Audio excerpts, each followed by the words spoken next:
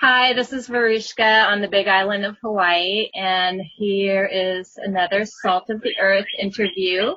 Today I am speaking with a lovely woman, Vera Ingeborg Munch. She is in Berlin, Germany, in a tree house right now. She's an amazing journalist and an energy coach, and I started noticing her in this Facebook group with her posts, her blog post about waking up, the wake up experience. And she has very matter-of-fact practical approaches to the energies that are going on in the world today, inner, outer, and just using different language to maybe say the same things that people talk about from through the ages, but in a very hands-on way. And so they've been coming up at the right time for me, and so I was very motivated to contact Vera. And I'm so excited. Veruschka is the endearment of Vera, and I don't even know any Veras. I've met two Veruschkas. You're maybe my second Vera, so welcome. Would you like to share with us what you call yourself, or Sure. And also your name and how you say your name in English. Okay. Yeah. Well, thank you so much for having reached out and for having me on your show, which I really enjoy, and I'm really grateful for. So yeah, my name in English is Vera Ingeborg, and I don't even bother the last name. Because Munch, and I would probably pronounce it Munch or something, and Munch is not like really something you want to be called, so it's okay to stay with Vera Ingeborg.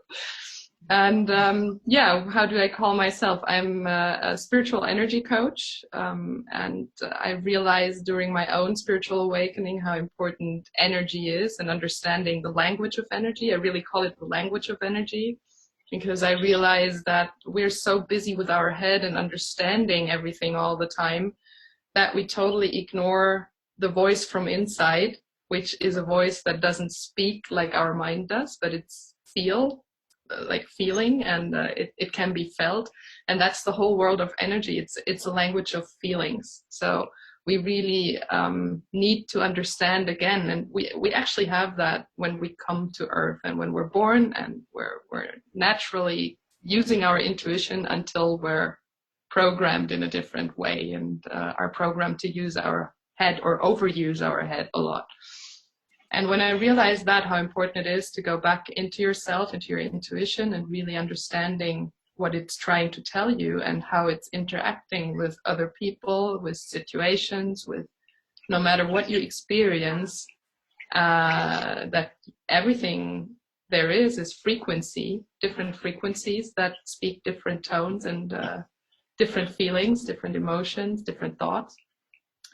And I learned that for myself to understand it, and now I'm really happy to be able to teach others about it and how it works, and really also help them to understand what's going on with themselves when they're experiencing things they're just overwhelmed with, and they don't know why they have these breakouts emotionally or physical pains they're experiencing, and it helps immensely to understand that everything is energy, and you can always transform it, because that's the beauty in the universe. You can never dissolve energy. It's just not possible. It can only change its form and its frequency. So this is what I'm working with and helping people with to feel better eventually. Well, you are just cranking out these reports. It seems almost every day. I'm like, I can't believe she has so much more to say again, and it's so right on. You've mentioned that Vera means truth, and I've always really identified with my name as Little Truth. And yet, about 3 years ago, I distinctly noticed that, because in some languages it means faith. Yeah, exactly. So I've distinctly gone into that. I'm now in the faith portion of my name and in my life. And I'm curious what faith means for you and how that's showing up for you in relation to the wake-up experience. Yeah, well, it's been a lack of faith for me for a long time during the spiritual awakening process. And that's why I'm so thankful for this name, because they're both things I had to learn during my spiritual awakening to really understand, okay, I have to find my own truth again, my own intuition, what it's really telling me, and really having the faith that my intuition is always right and always on track. And although I don't understand it in that moment why things are happening to me, I just know they're happening for a reason. And developing that faith was probably the most toughest thing during that process, because your mind comes in all the time, your little ego telling you, oh, no, it's different. Remember that, remember this. You were hurt then, you were, treated bad this way. So why would you trust this person? Why would you keep the faith with that one?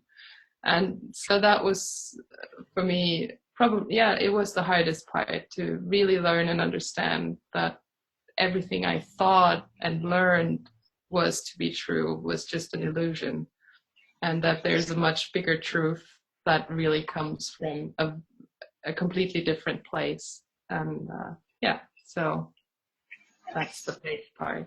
Well, it's a very intangible, I know, and yet could you maybe give an example of what it's like to have faith and then how it's actually like confirmed to you?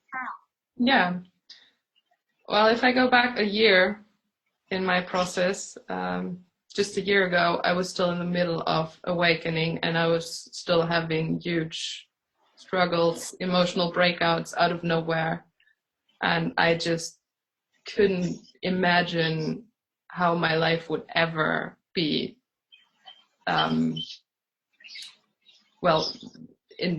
livable. I was just, I was useless. I felt useless. I was completely, I was just asking myself, who am I? What am I doing here?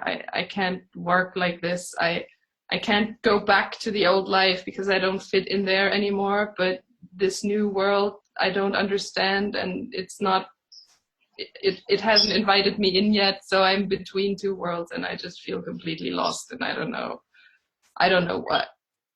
And I just couldn't imagine. Actually, there was a wonderful coaching couple I was working with, and they helped me with a lot of things, and they were really good energy readers. And they told me that was in June last year, and I was still struggling a lot in June. And they told me, you know what, in November, you are gonna launch your own website, and you're gonna launch your business, and you're gonna become the coach you wanted to be, and you're gonna be a very successful writer.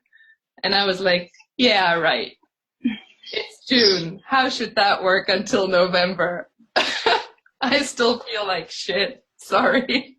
How should I coach anyone by November? It's not possible. And they were like, well, the energy says something else, but you do whatever you want to do with it. And I was just like, okay, well, and it picked up in September. I got this huge nudge. And then all of a sudden I was building my website, and I don't even know where it came from. The texts basically were written by themselves. I cannot explain how it worked. All of a sudden this website was there, and I launched it in November. And I started offering coaching services. I started with test coachings, September to November, to test my approaches that I had come up with during my travels. And then I just realized, okay, this is going to work. And so I just launched it, and all of a sudden I was there, and my texts spread like crazy. I didn't expect that at all. And like the second website I launched, the first one I launched was the Wake Up Call. That was more like the beginning into spiritual awakening, to for the people that are just getting in touch with it for the first time and feel kind of uncomfortable with their life but don't really know what's going on yet. And then the Wake Up Experience is the one for for the people in the middle of the process and really suffering from these energy shifts and just the whole transformation, and they're in the middle of it. And I launched it in January this year.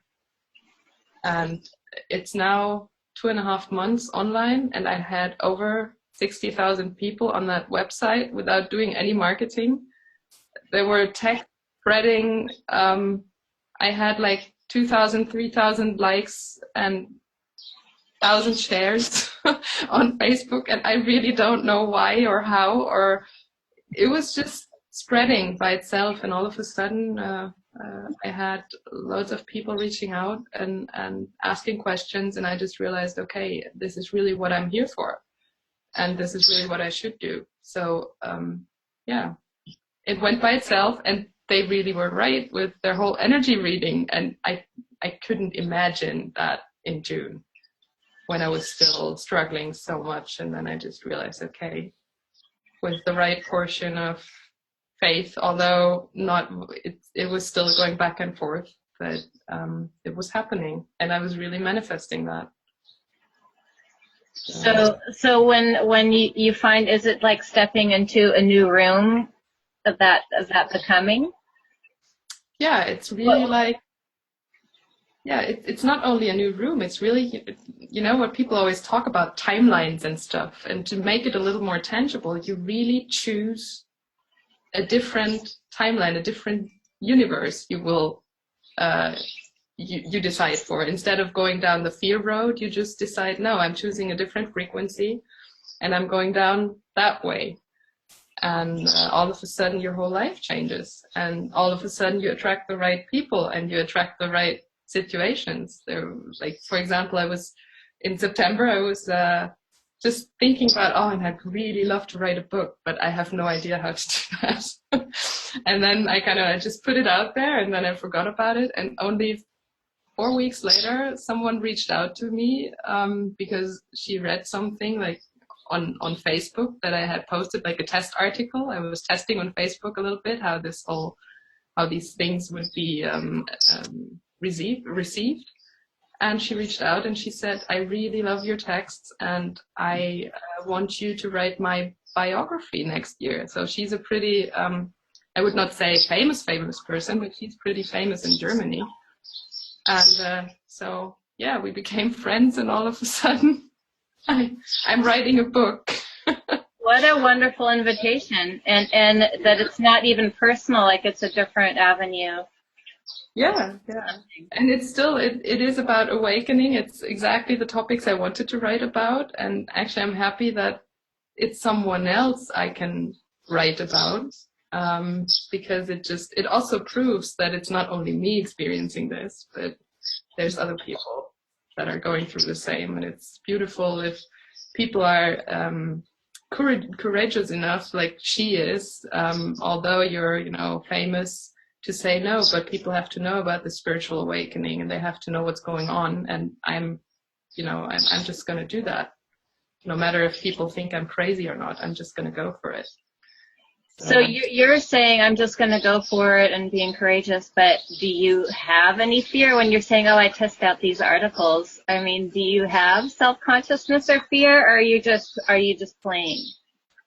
You mean now? Or back then, and how has it changed to now? Yeah, well, back then I was still doubting. That's why I had this testing phase, because there was still phases where my own little fears from the past came up of not being good enough, and never be able to do something as good as others. So that was still present, and that's why I started slowly. And then it went so fast that people picked it up just via Facebook. And then I was so motivated by this unexpected feedback I received that I realized, okay, there's really a truth to it. And there's really something special about what I do without me being able to grasp it. And actually just through the feedback I received, I learned that my strength is to, like you said in the introduction, to put things in a language people can understand in a down-to-earth way, without having the feeling they have to read everything 4 times, 5 times to understand what I'm saying or what the text is saying. So yeah, that seems to be my strength, and I can relate to it now because that was what I was doing as a child already. I just forgot about it, and I remember now. Mm-hmm. Yeah. Yeah, I mean, I'm really attracted to astrology and all the information that I've been getting via some of those reports in the past few years. And I don't know what normal people, how they're handling life without reports that kind of give you an aha. I mean, to me, they're scientists. The general population, even, engineers, they still think it's woo-woo and nothing to do, but have they actually looked at it? I know astronomers who don't believe in astrology or believe that other planets have absolutely no impact on us. And so in that way, I've interviewed a few astrologers that I love. But I really noticed your approach because you're also giving a weather you're like a weather forecaster. It's just very practical and down to earth. And I mean, I would refrain maybe from chatting with psychics or channels right now, but yet, how are you getting your information? Yeah, well, I don't really know. I would say it's a mix of my own experiences from people I work with in my coachings, but a lot of it is really just coming from somewhere. So I don't know if you wanna call it channeling or whatever. I never thought I'd be or would call myself a channel, but there's definitely information coming that I wouldn't be able to know, and it's just there. So this is like the typical download that people often talk about in the spiritual world. That all of a sudden you know something, and it's not only that. It's really I am really pushed to do these things.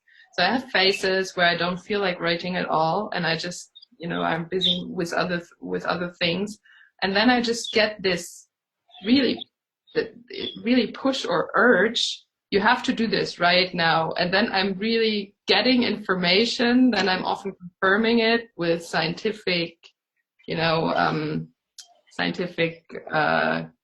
sources to make sure people understand and they have something to relate to. And then these articles, they're written within 20 minutes. It just comes out, and then I reread it, and like my little typos that I have in there, I'm correcting them, and that's it. I'm never working, or I never worked on the structure, or like trying, okay, how am I going to formulate this and that? What I do as a journalist usually when I'm writing about a topic I'm not so fond of, then it can take me forever to write a text. But these, they really come intuitively. So it's intuitive writing or channeling or whatever you want to call it. And yeah, I really know now is the time to put it out. Mm-hmm. Well, it's always time.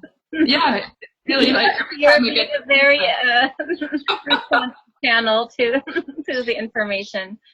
Yeah. So, I come from a background of Eastern philosophy, and that's pretty much been my path. So I've always shied away from a lot of the New Age verbiage of ascension and Gaia and ascended masters and things like that. But the more time goes by in my life experience, it makes everything relevant. Like everything has its place and has relevance, in this big puzzle of life. So for the average person on the street who isn't interested in astrology, but they're just, are hopeless with the world situation, political situation, the Middle East, all the economical frustrations in all of our different countries. How do you present this information of language of a new earth, waking up? What does waking up mean? Would you like to chat about that? Sure. That's actually what my first website is all about, the wake up call, because that is what people, and it's funny because people always carry around these questions with them, like everyone does, asking themselves, are we really alone in this big universe? Are we the only life form? Is this the only planet where life is possible? And these questions are there, and people are all love staring in the sky and looking at stars. And so there is this longing for something that everybody has. And it's getting stronger now with the energies changing. And so what I do with people that are just about to wake up, like when I have a regular conversation, it happens quite often in my normal 3D life, that people just somehow get interested in me and in my life because they just want to know, what is she doing differently? Why is she so happy all the time? And why is she so relaxed with everything? Why doesn't she have any conflicts in her life? Why is she not caring about any critics? Why is she just taking it in and saying, okay, thank you for the information? So what is she doing? So it's more about, a very practical approach. Again, people are starting wondering, what's she doing and how can I learn this? And so my first thing I talk about is always about energy and how I learned how energy works and how you can, instead of working on the mind level or mental level to try to solve your own fears and problems, to solve them on an energetic level, and that you can really be successful. Because that is something like fears people can relate to, and they can relate to, the mind clutter because they're experiencing it. And when they hear me saying, you know what, I have no idea anymore how to have this. I know that I used to jump from past to the future and to the past and to the future. And I remember I used to worry about stuff all the time. I don't know how to do it anymore. I've totally reprogrammed that. And that's what people are interested in, to just understand, okay, how can I change myself? And that's, when you look at spiritual awakening, that's always the first step, is changing yourself to change something in the world. And so when I have a conversation with them about the Middle East or about the war or about the terrorist attacks we had here in Europe recently in Brussels, and people are reacting with anger and sadness and with, we have to kill them, stop them, whatever, then I'm just saying, well, you're giving your energetic vote to these people, because you're giving that whole movement energy. You just have to react differently, and you have to find a different perspective on it. And so it's always about explaining the energy, how it works, how the frequency works. And people are really very fast in taking that in and saying, oh, actually, that makes a lot of sense. It's cool because, of course, it's something new. It's striking. It's confusing. But at the same time, it makes so much sense. And that's how people start getting busy with that energy idea. And so far, most of the people come back and want to know more. Yeah. Well, I find it interesting how to bridge the gap of, hey, this is Earth, this is our planet, and we're guests here. And what is this Gaia energy entity? How do you introduce this relationship with our Earth in a way? Like, and maybe you can tie in about things that are happening, like volcanoes going off and earthquakes. Can you speak? Yeah, sure. That's exactly what I do. I just relate these things to very practical science. Like, for example, we had in January, end of January, beginning of February, we had some huge solar flares happening that were really opening up the geomagnetic field completely, and were disrupting it. And there were so many people going crazy, having emotional breakouts, and they just didn't know, huge depressions, and they didn't know where it came from. And so I wrote this article about it. Actually, that was the one that spread like crazy. It was with the title, what the fuck? I don't even remember. WTF? Why am I feeling like shit right now? Mm-hmm. And it was amazing how many people reacted to that, because they said, oh, now I understand what's going on from a scientific point of view. So I was explaining the the frequencies and the Schumann resonance, and how this all relates to us as human beings, how we have different frequencies and different states of consciousness, like the beta waves and the theta waves, and just explaining how the Schumann resonance is changing, and that's why we have to change and to adapt to higher frequencies, and that everything that is low frequency that is still sitting in our system is pushed up to be released, because it doesn't have place in that higher frequency and has to go.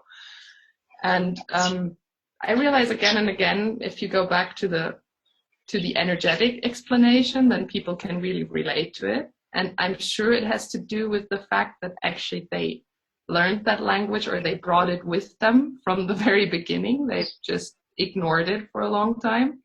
And now they are rediscovering it. I mean, sometimes in a really ugly way, because they're feeling like all of these old pains and feelings, but they are discovering that this makes sense, that it's energy, and that there's just something going on a higher level. So also with the same, like with solar flares, it's with volcanic eruptions or with earthquakes. They're just, on the one hand, disrupting the energy fields, because there's just these purges. Mm-hmm. And on the other hand, it's also just old frequencies, old low frequencies that the planet is getting rid of. So always using that explanation helps a lot to overcome this fear of, or this, like, spirituality, that's esoteric. Oh, yeah. Oh, those, with the golden and violet homepages that are speaking in this funny language nobody understands. That's what, like, the broad mass is still at. And when you come from the energetic perspective and explaining it in a down-to-earth energetic way, and you bring science into that as well, so merging spirituality and science, because that's what it's all about. They're actually both speaking about the same thing, but they both just do not express themselves in a way that people would understand them. So and explaining it with the energies always helps people to relate to it, and all of a sudden even spirituality makes sense to them. Mm-hmm. If you take the angels, it's always a wonderful topic to talk about angels with people, or ascended masters, and they just go like, what's that crazy stuff about? And just explaining that these are frequencies as well, and they have, like the angelic frequencies, they're just different frequencies with different purposes, and they're speaking, they're addressing different, they're speaking a language with us as well, and they're resonating with us on a certain field. Instead of seeing it as this being with wings, just see it as an energy field. Mm-hmm. And then people all of a sudden can relate, because energy have a purpose, and they're just explainable also for our mind to grasp it. Mm-hmm. And that helps people often to overcome this almost kitschy image. Yeah, I mean, it is really all about just slowing down and taking the time for perspective change. And that moment when we get it, it totally dissolves that previous judgment that we've held about something. And I've been doing a lot of intentional creativity, and I did this wonderful guided painting yesterday, and the theme was Mary Magdalene, and we had to put into the painting all the things that we want to get rid of, the tomb we want to move out of the way. And in so doing it, like unworthiness, control, fear, and as you paint into it, to really go, I love you, fear, thank you, fear, and I'm upgrading to trust now. Unworthiness, I love you, and I'm moving into worthiness. Yeah. Blocks, thank you for being there and helping me. I release you, and now you are I'm opening the door. Yeah. Just to stop and not have everything as black and white, but have almost the yin and yang in everything in itself. Does that resonate for you? Yeah, definitely. I mean, it's always, also with this approach, I don't know if everybody would resonate with it, that is awakening right now, or if that already would be too much to say, okay, I'm addressing, like my fear and then saying I'm turning it around into thankfulness. Like even talking to just to your feelings, often gives people a weird feeling in the beginning. But Yeah. Yeah, it's just new concepts, it is. So And in the yeah. people that you've been coaching, what has been the predominant challenge that people are having or bringing to you? If you noticed a trend. Well, the challenges are quite different. I mean, there's people struggling a lot with relationship issues, where they just don't know how to handle that, and they're shaken up by immense fears. And that's a common topic right now as well, because the old model of relationships is just not working anymore. So there's a lot of people struggling with it, and people struggling with work, just with their purpose, saying, I hate my job. I know I have to do something else, but I don't really know what, and I don't feel capable, and I have this fear of really going for it, even, well, if they know, still something's holding them back. And in the end, no matter what the story is, it always goes back to one thing: it's the lack of self-love. So it's always, we've never learned it in our society to think good and highly of ourselves. So everything is competition on this planet, and we've been taught from a very young age that everything is competition, and that we have to be better, faster, jump higher, perform better, and so on. And this is like the main topic, is all the fears that we gathered in our life are based on fear because of the competition, because of not being good enough. And turning that around and reprogramming the software, that is what I help people with. Also, again, working with energy, going from the low frequencies of fear to the high frequencies of love, and people understanding, okay, if I do this and that, then I can raise my frequency and change my patterns and change my life. That's where the law of attraction comes in again. Yeah. Well, that's a whole new user's manual, isn't it? I mean, I think the steps to self-love are so evasive because that hasn't been in our society for eons.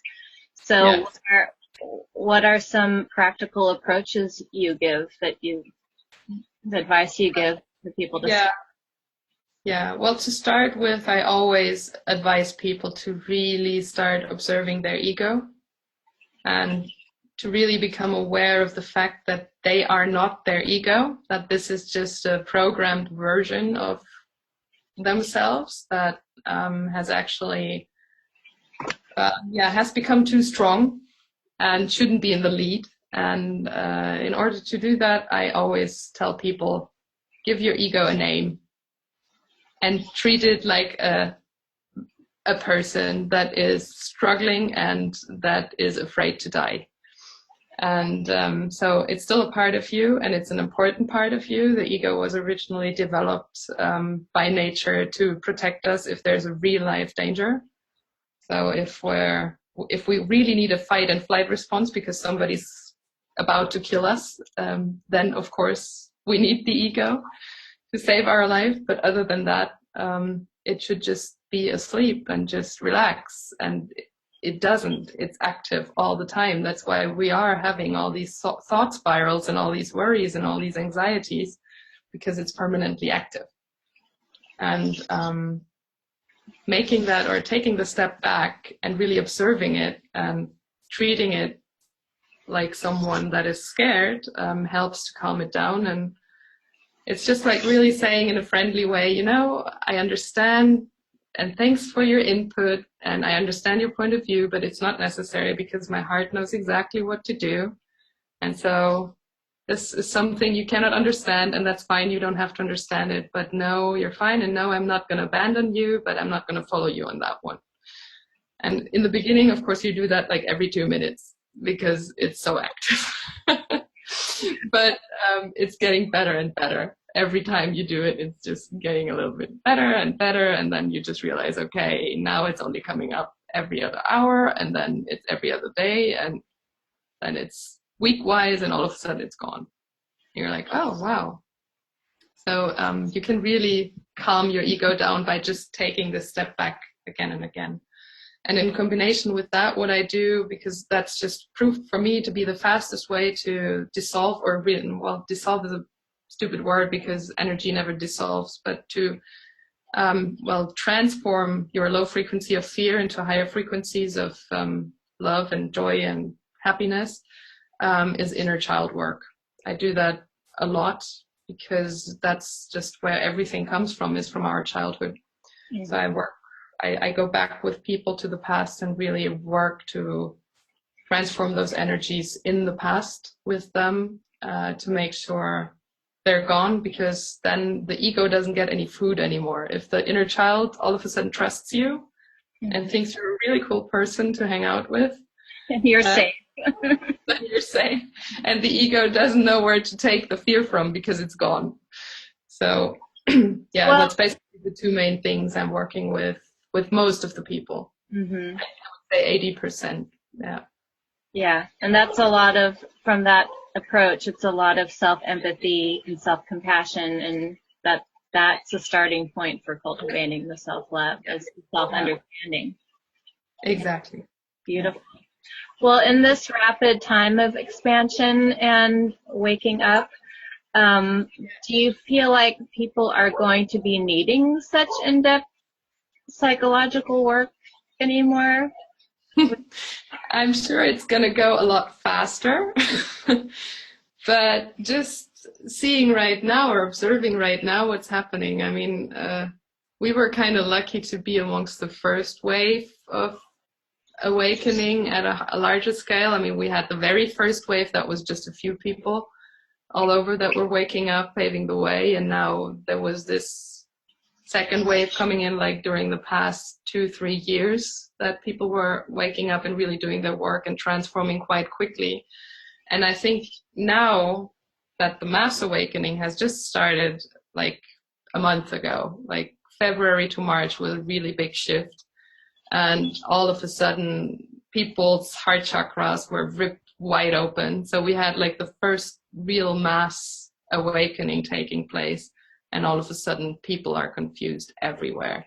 And you can really see it exploding in the social medias as well. And I mean, I can feel it with just how many people are reaching out. It's become massive. Like the past month, I was just like, I don't know how to handle all this anymore. I need an assistant, at least one, to still do that besides my regular job. And so I am sure people will need guidance, and it's not like everyone waking up at the same time. So we have this wave now, and this wave is happening, so that we that went through it already are able to help those that are going through right now, with our experience, and those that are going through it right now are prepared to help the next wave. And that's going to be another big one. And I am absolutely sure that this all is planned in a perfect way to not have everyone awakening all at once, because then we would have complete chaos on this planet. It's already chaotic enough with all the, like wars and terrorist attacks, and people are just not handling the energies very well right now. So if everyone was going through that at the same time, then go nuts. This society wouldn't function anymore. Yeah. So what lights you up personally right now? What lights me up? Oh, what lights me up? I mean, the beautiful thing is that I can really, really stay in these energies now. And I can really talk about New Earth now, because I know how it feels like to be there. And what lights me up the most in my own experience is that I realized I have no fear left. There's just, I cannot actively recall fears. And I absolutely noticed that when I was traveling in Israel 3 weeks ago. And I really went to, like the Syrian border and saw bombs falling down there. And I went to Hebron, where everybody tells you, don't go to the territories. It's really dangerous. And there's a lot of conflict going on, and there's people really killing each other. And what made you want to go into those parts? In your I don't know. I don't know. I was really drawn to it. That was another thing that was just, I was really pushed to go there.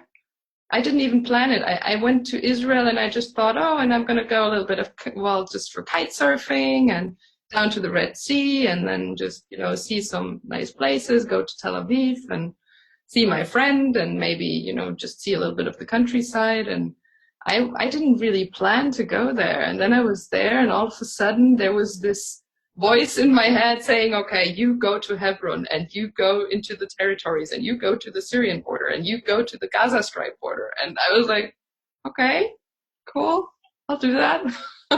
Whatever. I don't know why. But I realized when I went there that it was just important to be there and to talk to people and to, I don't know, just have them in my energy field. It sounds weird, but they changed in a good way. And they were listening, and they were kind of fascinated. And it was always, I had great conversations. And those people I talked with, they just realized, oh yeah, well, actually we all want the same. It doesn't matter if we're Jews or Muslims or Christians, or if we live on that side of the wall or on the other. We just want a home that is safe. We want our children to be safe, and we want, to live here. That's our home, that's our family, and we just want to have peace. And when I was just saying, well, see, the other side wants that too. And they just realized, like, yeah, actually, we're not that different. It's kind of sad that we have these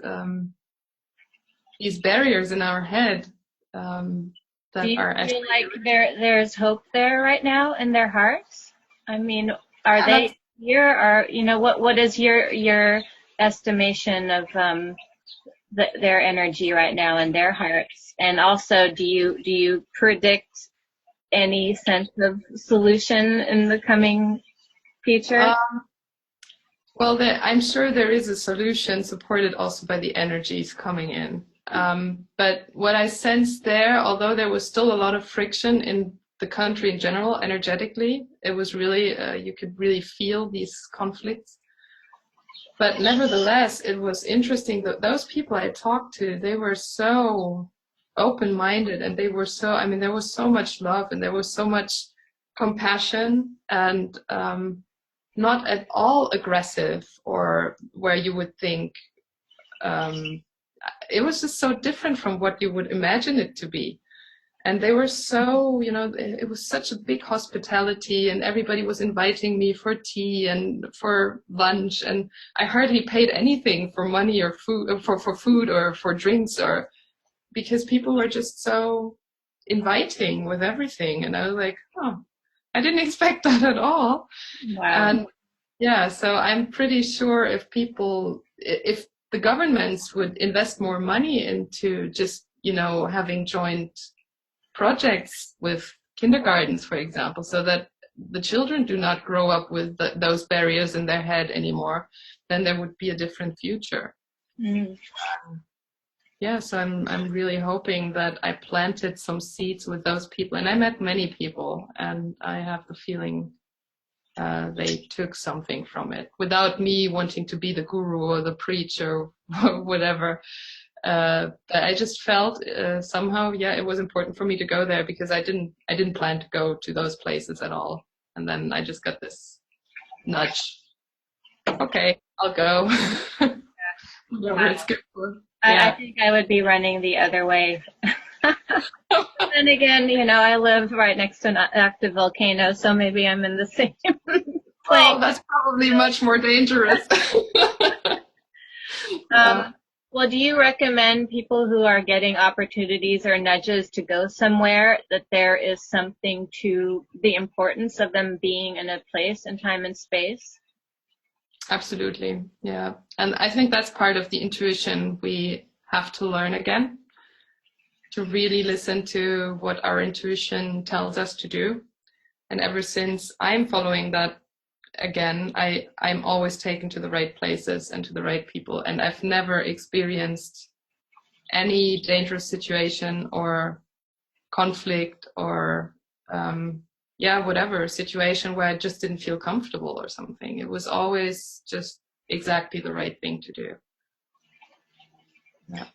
Yeah. So now that you're saying that you don't really experience fear, one of my questions used to be the most fearful person in this world, I think. It served you well to wake up faster, I guess. Comfort.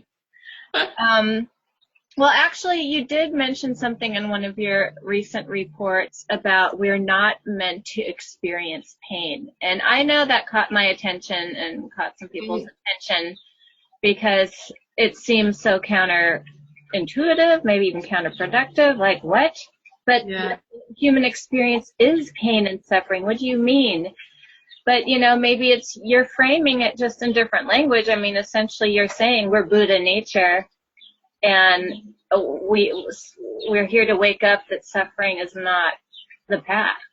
Yeah, that's exactly how I meant it. I mean, of course, pain is part of the experience, of the learning experience, but it's really not our nature to be in pain.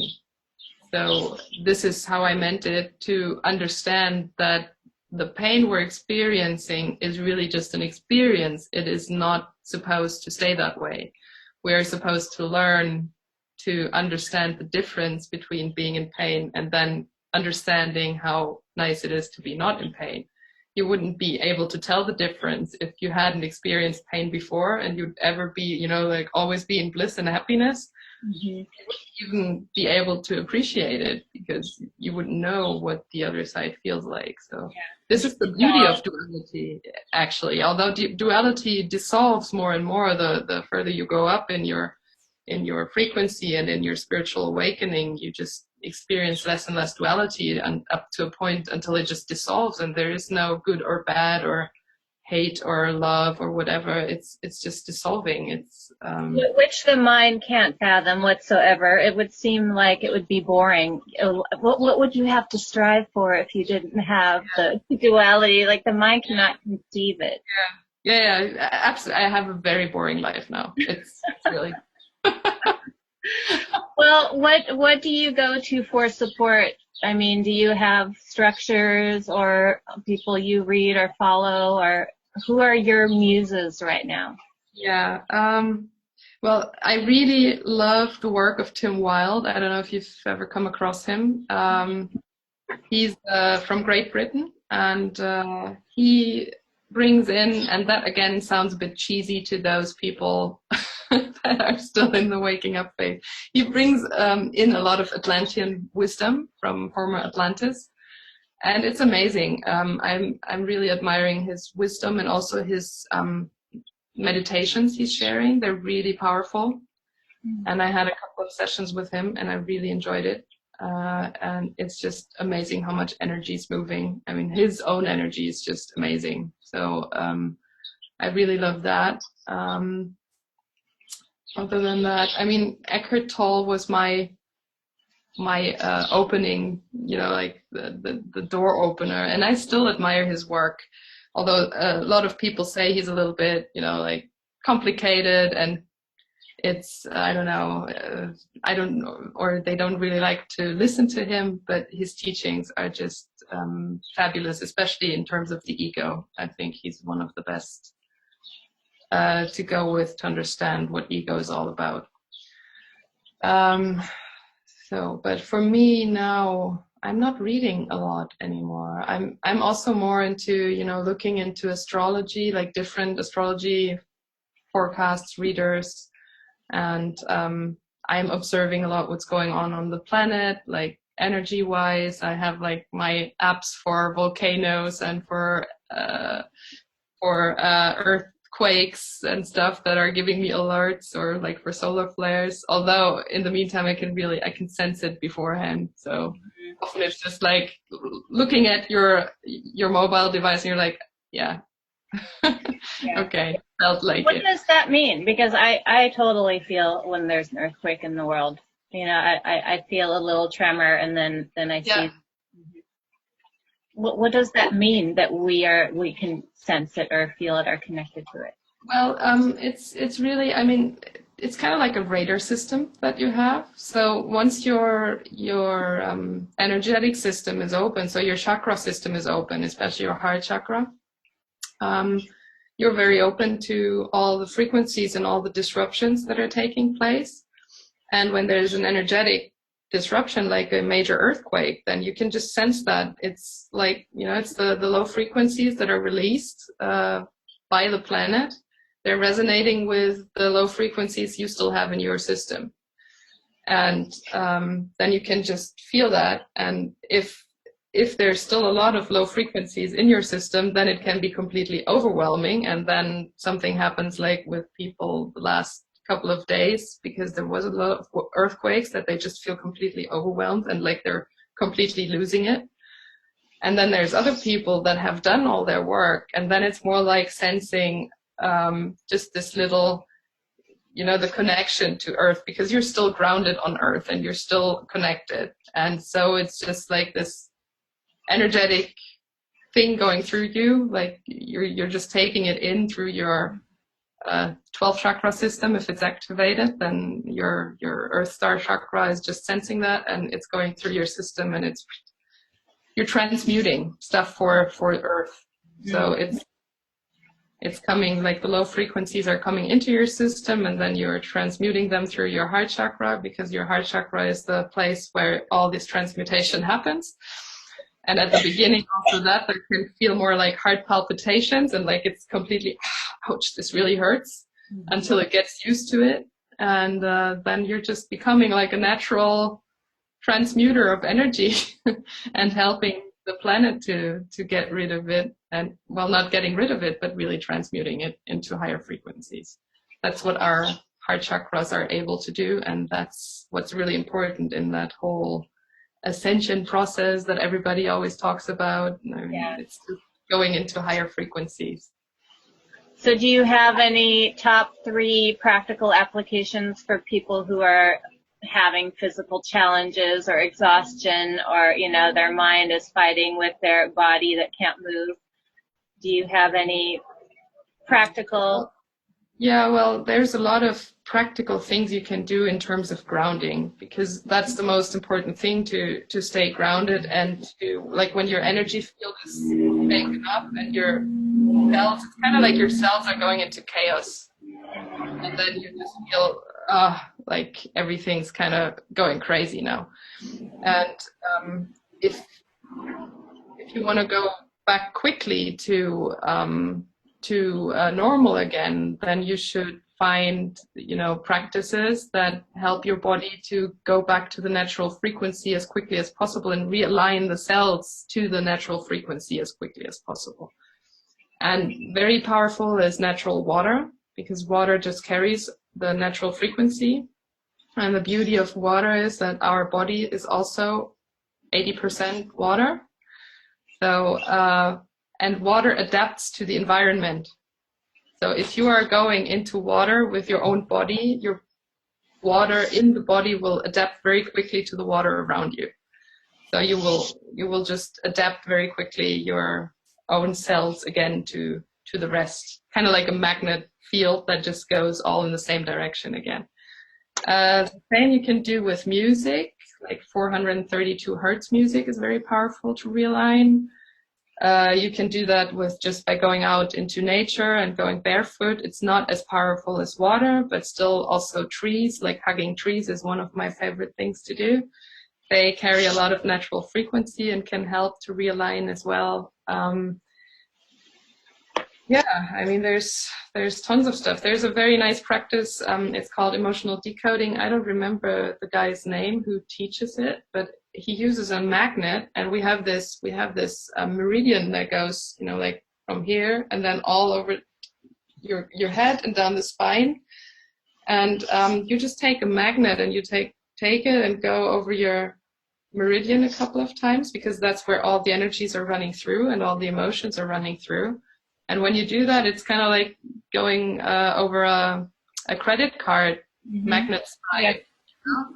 It's just dissolving the information, and it's realigning. And I didn't believe it, but it's really working. So if you're overwhelmed or if you're experiencing like an emotional breakout, it can calm down immediately. And that is something you can do even when you're really shaken up. If you're totally shaken up and then you have to, start like the tapping, or you're just not able to do it because you don't want to do anything. But you can, even if you lie on the floor and run over to my fridge and just take a magnet off the fridge.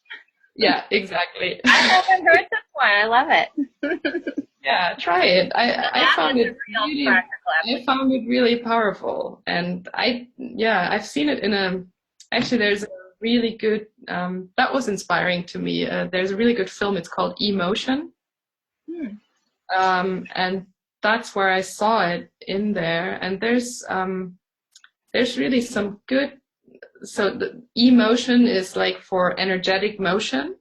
So that's what it's all about, and how to handle emotions in an energetic point of view. And that is really a movie I really enjoy, or a film I really enjoyed. There's a lot of people that work with energy in it, and they have these different approaches. And this one I found really interesting. And when I tried it, I was really surprised. I was like, oh, wow, it's really working. Cool. I'm going to check that out. That sounds like it's up my alley. So what's a vision you have for yourself this year? A vision for myself. To really completely break free. I still have like my job as a journalist, and although I enjoy it to work as a journalist, what I don't enjoy is being under a work contract. And that is really something I want to get rid of. The same counts for the contract for my apartment. I realize now, living in a tree house with really little space, I don't need all the space that I have in my apartment. So I'm going to give that up, and I'm going to buy a camper instead. And I don't want the safety of a job or a house. No. I hate all the safety stuff now. And I used to be the other way around. And now it's just like, I want to get rid of everything that keeps me from being free. Yeah. That was really a big turnaround in my life. 3 years ago, I still had a big house with my husband, and we had a car, and I had a very regular job. And now it's just like, I cannot even imagine having that anymore. It would be such a big burden to carry around. So, yeah. And what about heart vision and heart mission? Well, definitely continue what I do. I really enjoy that. I'd like to go a little more into group coachings as well. Right now, I'm just doing the one-on-ones. And I really love to do webinars, and just to give the possibility to more people to profit from it. And I'd love to go traveling more, to really do more personal encounters as well, not only via Skype. I'm doing everything online right now. And I'd really like to bring people together as well and really work together physically. You should have a retreat here on the Big Island.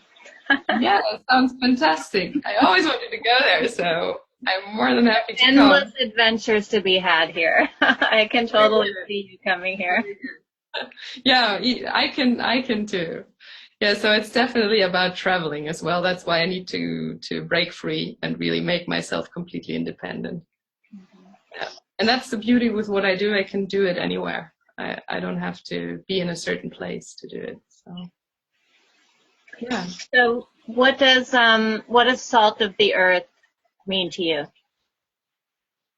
Salt of the earth as a term, or salt of the earth in terms of your interview row? No, just when you hear those words, what does it mean? What's the frequency of it for you, maybe? The salt of the earth frequency. Definitely salt always played a big role in my life. So I always loved to eat salt, touch salt. Himalayan salt I was really drawn to. So it's very positive for me. It's a very high frequency. It's a very, a crystalline frequency. And it's definitely very healing. That's probably it. Salt of the earth is really the healing. Yeah, different structure, different energetic structure.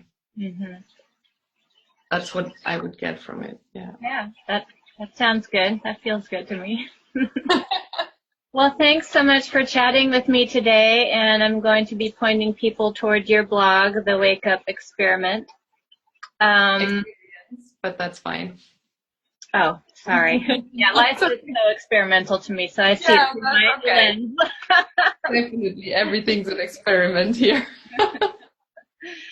All right, well, big aloha, and thank you so much, and I look forward to receiving your energy reports, my weather forecasts.